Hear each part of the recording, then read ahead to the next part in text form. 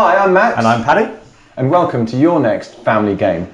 Your Next Family Game, if you've not checked us out before, is a channel devoted to getting people into gaming and developing a deeper love of gaming. The slight difference is, as well as our opinions, we're going to give you a child's eye view of games. And you're going to see kids playing, you're going to hear what they think about games. And today's game is... King of Tokyo. Now, if you're a dedicated gamer and you know what you think of King of Tokyo and you're kind of over it, just stop and think.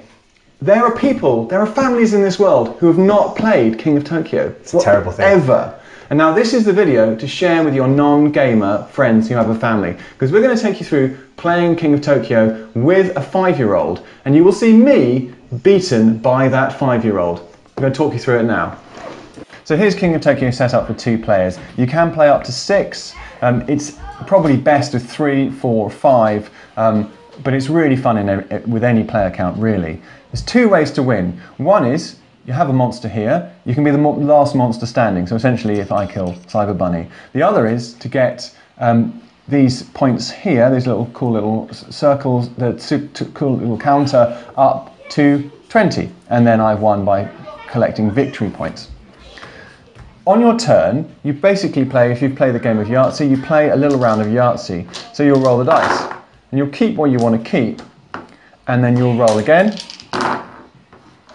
and then one last time. So that's not a bad way of explaining it. So here I've got 3 threes, which scores me 3 victory points. If I was to roll 3 twos, that would be 2 victory points. 3 ones, 1 victory point. If you have any extra numbers, that's an extra victory point. So that's 4 victory points. If I rolled these little energy things, they give me 2 energy cubes that go into my store and allows me to buy cards. So this one I would require 3 energy to buy, and it would give me some advantage, an upgrade. So that's a really nice thing for kids who are used to video games, because they're really very much used to upgrading their monster. It completely speaks to them very easily. If I was to roll, which I didn't roll, one of these, it would attack Cyber Bunny and take 1 of his health away. So if I attacked him once, it'd go down to 9. It's as simple as that. There's no complication about the combat here. If I was to roll a heart, then if I had lower health than the 10, I would increase it, no higher than 10. That basically is how the rolling works. It's extremely simple. Tokyo, the other really clever thing that the game does is it removes the element of choice about who you're attacking. If you're in Tokyo City, you attack everyone outside. If you're outside Tokyo City, you attack the guy in Tokyo City.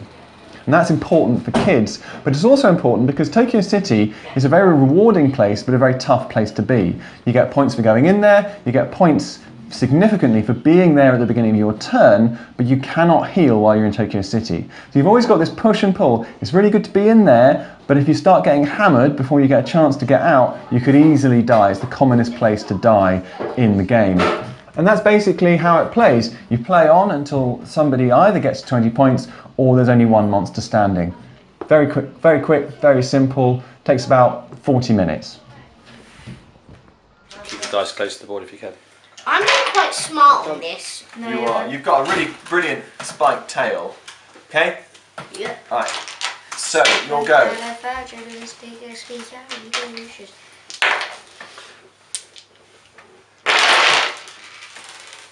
Oh, Oh, wow. Wow.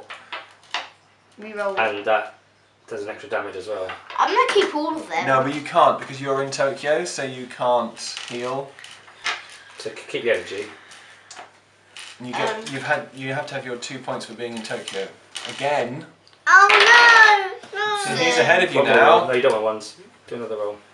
Energy cubes is what you want. 1 energy. Nice. 2 energy. Sorry, that 3 attack to all of us. 4 attack to 4 all of us because because he's got a spiked tail. he's got a spiked tail. I'm on 6 now. I'm on 3. Max. Go. Woo! Peace, peace.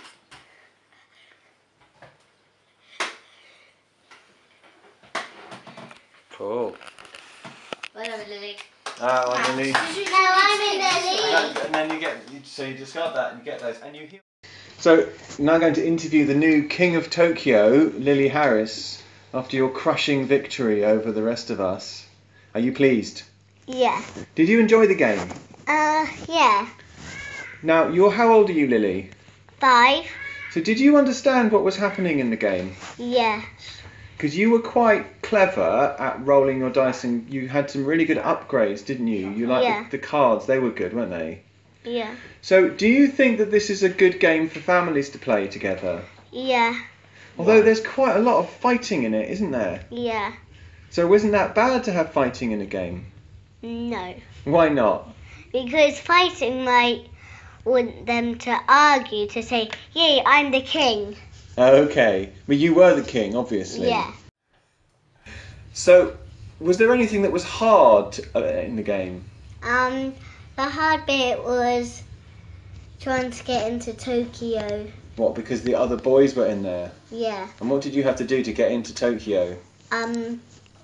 Scratch them. Scratch them with the scratchy thing? Yeah. Yeah. So, what is your favourite game, Lily? The Doctor game. Dr. Panic? Yeah. So do you like King of Tokyo more or less than Dr. Panic? More. You like King of Tokyo more? Yeah. So is it now your new favourite game? Yeah. Wow! New favourite game! Favourite game. It's excellent. So, Lily Harris, King of Tokyo, well done. 2 thumbs up. Yay! Yay! So, that's King of Tokyo. Now, I'm going to have to say, I absolutely adore this game. This is one of my favourite games of any time, and I will play it with whoever. I've played it with adults, played it with 5-year-olds. Everybody loves it. It is a classic. So all of my ratings should be taken with that in mind. That you are biased. I'm biased because I love it. Complexity-wise, we'll do complexity first. It's about 3 out of 5 for a family game. There is quite a lot going on in here, and you start to get all the upgrades, and they start to interact with each other. Younger children do need a bit of support with it. Yeah, I think 4 out of 5 for me, but it's a good complexity. It's a game which kids can begin to feel like they're mastering, and you can help littler kids gain it. Fidget factor is that moment, our new rating, where is it going to keep the kids' interest? And this game is pretty good at that. I'd say probably a 4 out of 5. The one part where it can lose interest is that you can be eliminated early, and if you are eliminated early, you tend not to be involved anymore, and so you quite often will wander off. But it keeps your interest while you're playing. It's a good game. Yeah, 4 out of 5 for me too. Tantrum Prevention Index. This is genius because this is a game about fighting, but very rarely do you get tantrums because of this system where it's kind of the King of the Hill system, where you're either attacking the person in Tokyo if you're not in Tokyo, you haven't got any choice about that, or if you are in Tokyo, you're attacking everyone else. So that more or less removes the risk of tantrums. Lastly, overall, what's our overall score? No, that's not right. Sorry. Look, next, Amazeballs. Amazeballs is those moments where you kind of go, well, that's amazing, that's really cool. This game is good, the artwork's brilliant, the models are 3D. I'd say a good 4 out of 5. And overall, this is a 10. This is a classic. You must get this if you have any interest in games. For me, perfect 10. Perfect 10. So, that was our video.